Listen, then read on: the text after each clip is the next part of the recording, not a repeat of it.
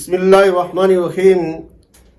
नबी करीम सल्लल्लाहु अलैहि वसल्लम को जब महराज हुआ, एक ऐसी जमात से गुजर हुआ जिनके सर कुचले जाते हैं और फिर दोबारा सही सलामत हो जाते हैं, फिर कुचले जाते हैं, फिर सही सलामत हो जाते हैं। तो मेरे दोस्तों, जिब्रील अमीन से पूछा कि ऐ जिब्रील, ये कौन लोग हैं कि जिनके सर कुचले जाते हैं, फिर दोबारा वो सही सलामत हो जाते हैं, फिर कुचले जाते हैं, फिर सलामत हो जाते हैं। कहा, ऐ आका, ये आपकी उम्मत के वो लोग हैं जो दुनिया में नमाज नहीं पढ़ा करते थे, नमाज में सुस्ती करते थे।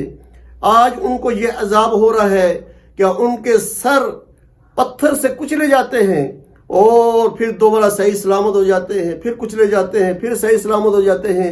इसी के लिए फरमाया, फवैलुल लिल मुसल्लीन अल्लज़ीना हुम अन सलातिहिम साहून। बस हलाकत है ऐसे नमाजियों के लिए जो अपनी नमाजों में सुस्ती करते हैं।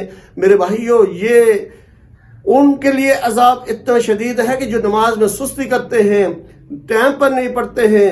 और जो मेरे भाइयों, दो लोग जो नमाज बिल्कुल पढ़ते ही नहीं हैं, नमाज नहीं पढ़ते हैं, जुमा नहीं पढ़ते हैं, वो जरा सोचें कि उनका हशर किन के साथ होगा।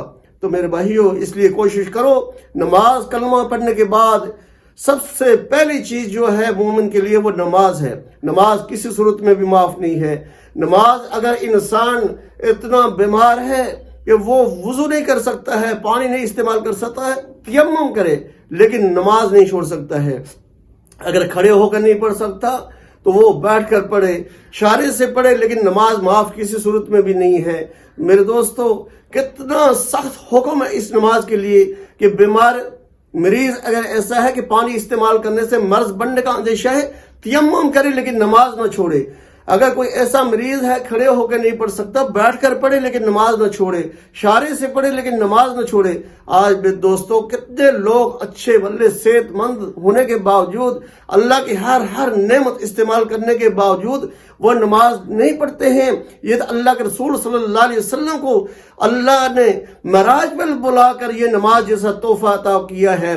बाकी तमाम इबादत, तमाम अमाल जो है वो जमीन पर फर्ज हुए, लेकिन नमाज ऐसी इबादत है जो अल्लाह के रसूल सल्लल्लाहु अलैहि वसल्लम को महराज पर बुलाकर अल्लाह ने ये अता किया है, ये तोहफा। और नमाज 50 नमाजें फर्ज हुई, अल्लाह के रसूल सल्लल्लाहु अलैहि वसल्लम को 50 नमाजें वहां पर तोहफा दिया गया। और जब आप वापस हुए तो रास्ते में अंबिया मूसा अलैहिस्सलाम से मुलाकात हुई। फरमाया, कितनी नमाजें फर्ज हुई? कहा 50 नमाजें। कहा 50 नमाजें आपकी उम्मत नहीं पढ़ेगी। किस्सा मुख्तसर कि 9 मरतबा नबी करीम सल्लल्लाहु अलैहि वसल्लम ने चक्कर लगाया और 5-5 नमाजें माफ होते होते 45 नमाजें माफ हुई और 5 नमाजें इस उम्मत पर फर्ज हुई हैं। और कितनी खुशकिस्मत उम्मत है कि 5 नमाजें ये पढ़ेगी, सवाब इसको 50 नमाजों का मिलेगा। मेरे दोस्तों, कितना बड़ा इनाम है कि 5 नमाजें पढ़े, सवाब 50 नमाजों का मिले।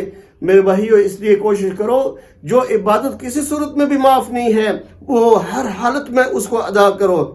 हज तो वो करेगा जिस पर हज फर्ज है, जिसके पास पैसे हैं, ज़कात वो देगा जिस पर ज़कात फर्ज है, जिस पर नसाब, जो साहिब नसाब है, ज़कात फर्ज है तो ज़कात देगा।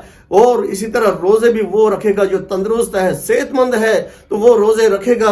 मेरे दोस्तों, लेकिन नमाज एक वाहिद ऐसी इबादत है जो किसी सूरत में भी माफ नहीं है। बीमार है तब भी रोजे नमाज पढ़ेगा, अमीर है वो भी पढ़ेगा, गरीब है वो भी पढ़ेगा, मर्द है वो भी पढ़ेगी, औरत है वो भी पढ़ेगा। जिस तबके का भी है, नमाज उसने पढ़नी है। इसलिए दोस्तों, नमाज किसी सूरत में भी माफ नहीं है। नमाज का एहतमाम करो, घरों में औरतों को भी तरगीब दो, औरतें भी पढ़ें, बच्चों की आदत बनाओ, बच्चे भी नमाज पढ़ें, सारे नमाज पढ़ें, जो किसी सूरत में भी माफ नहीं है। अल्लाह पाक हम सबको 5 वक्त की नमाज बाजमात पढ़ने की तौफीक अता फरमाए।